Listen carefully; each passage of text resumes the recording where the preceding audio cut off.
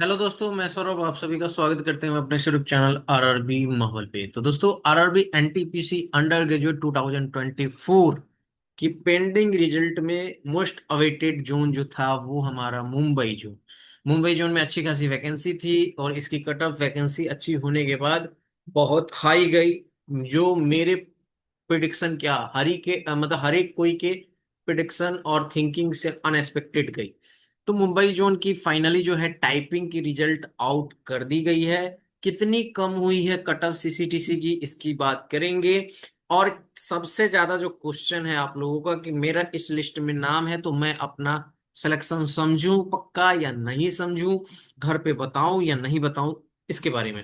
तो चैनल पे पहली बार होगे तो चैनल को जरूर सब्सक्राइब करना। टेलीग्राम से नहीं जुड़े तो लिंक आपको डिस्क्रिप्शन में, जो जो वीडियो अच्छे लगे लाइक शेयर हाइप जरूर करना।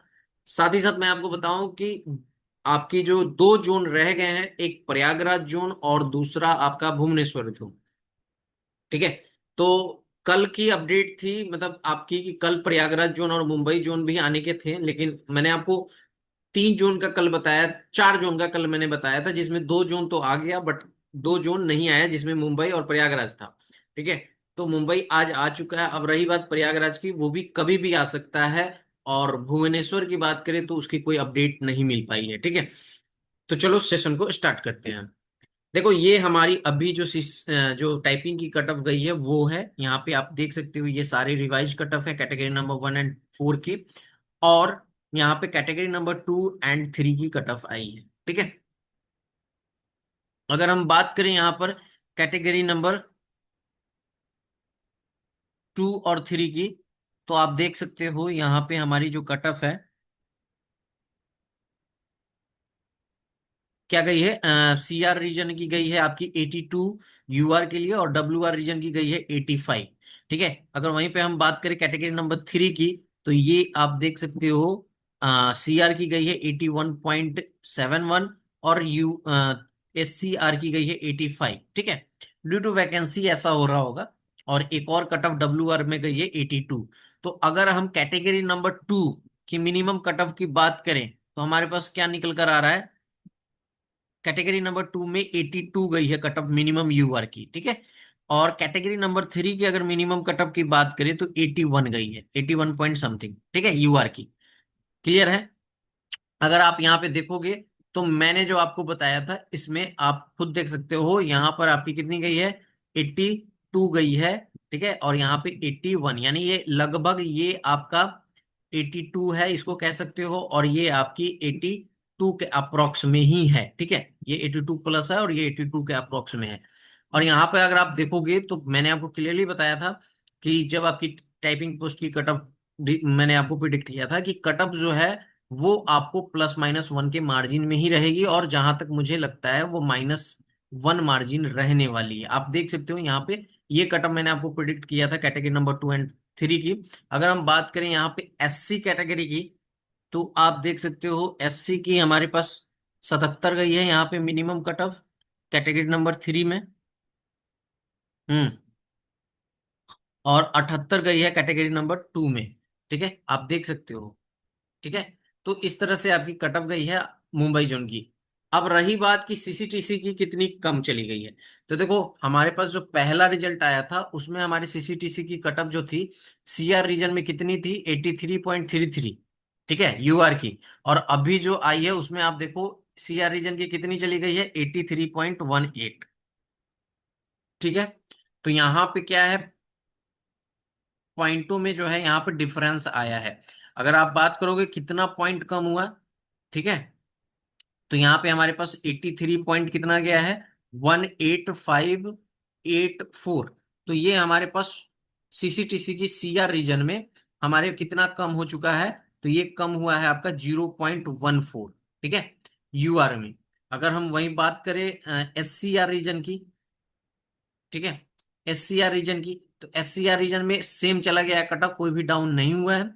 और अगर हम बात करें डब्ल्यू आर रीजन में तो 83.04। ठीक है। और पहले 83 पॉइंट कितना था एससीआर रीजन की, 83.91 था। ठीक है। तो काफी गिरावट आया है, आप देख सकते हो खुद। 9-1 था और यहाँ पे 0-4 चला गया है, तो 9-1 और 0-4 आप समझ सकते हो 87, यानी कि 0.87 का डिक्रीज हुआ है। ठीक है, ये आप देख सकते हो सीसीटीसी की यहाँ पर कट ऑफ डाउन हुई है।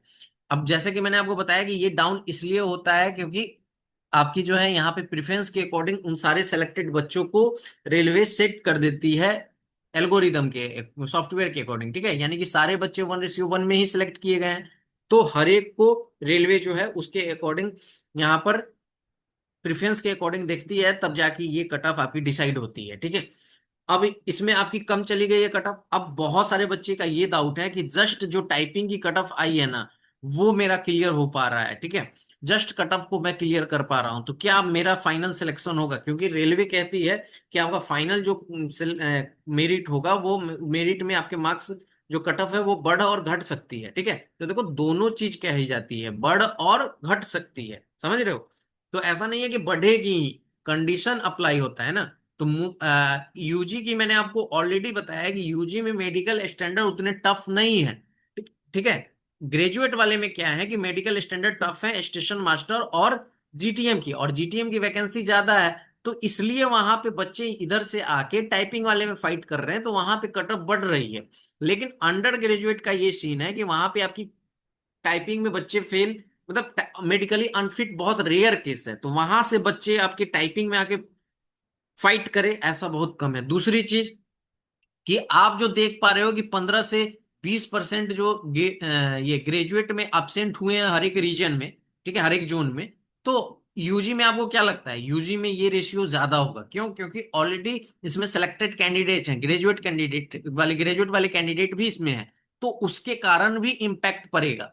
ठीक है, तो जिनका भी इस लिस्ट में नाम आ चुका है, वो आप अपने आप को सिक्योर समझो और आपकी जॉब हो चुकी है, ये मैं आपको बता रहा हूं। ठीक है, आपको परेशान होने की कोई भी जरूरत नहीं है, आपकी जॉब हो चुकी है।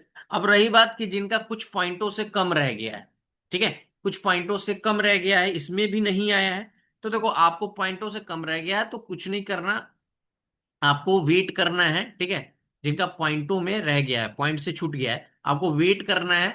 किसके लिए? आपकी एडिशनल डीवी लिस्ट जो आएगी, जिसको वेटिंग लिस्ट बोलते हैं, उसमें टाइम लगेगा। ठीक है, अक्टूबर मानकर चलो। ठीक है, अक्टूबर मान के चलो, उसमें आपकी ग्रेजुएट वाले में अच्छी खासी कट ऑफ जो है डाउन हो जाएगी। क्यों डाउन हो जाएगी मैं कह रहा हूं?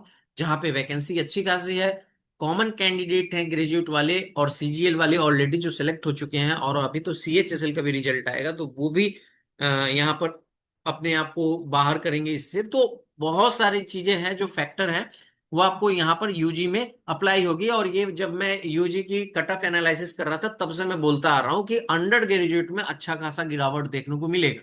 तभी मैं अपने चैनल पे भी, जो भी मुझसे कहता है कि मेरा 0.9 से छूट गया है, मेरा 1 से छूट गया है, मैं उन सबको कहता हूं कि आपके चांसेस है। क्यों? क्योंकि गिरावट होगी तो होगी। ठीक है, आई बात समझ में? तो आप सभी को जो है पेशेंस बना के रखिए, बस यही है कि इनका प्रोसेस जो है वो स्लो है, आपको वेट करना पड़ सकता है डीबी पैनल लिस्ट के लिए, बट लेकिन आपका रिजल्ट जो है वो होगा। ठीक है, सो इस वीडियो में इतना ही। मैंने आपको अपडेट ये भी दे दिया कि प्रयागराज के चांसेस हैं स्टिल, क्योंकि मेरे पास कल की ही अपडेट थी। अब क्यों नहीं आया नहीं पता, क्योंकि 4 जोन में 2 जोन तो आया, बट आज तीसरा भी आ गया है, प्रयागराज बचा है, तो प्रयागराज जो है आपका यहाँ पर आज आने के चांसेस हैं। ठीक है, अच्छा रही बात सीबी एएलपी सीबीटी 2 की, तो कल की अपडेट थी मेरे पास, कल आंसर की नहीं आई, बट आज डायरेक्ट आंसर की ही आउट हो गई, नोटिस तो आई ही नहीं। ठीक है, उसके बाद बात करें भुवनेश्वर का, तो देखो भुवनेश्वर का मैंने ऑलरेडी आपको बताया था, वो क्लियरली नहीं बता रहे थे कि कब रिजल्ट आएगा, तो कह नहीं सकते कि भुवनेश्वर कब आएगा। ठीक है, हालांकि आज मेरी बात नहीं हो पाई है भुवनेश्वर से, तो देखते हैं कब आएगा। मिलेंगे अगली वीडियो में अगले अपडेट के साथ, तब तक इतना ही। जय हिंद, जय भारत, सभी को ख्याल रखिएगा।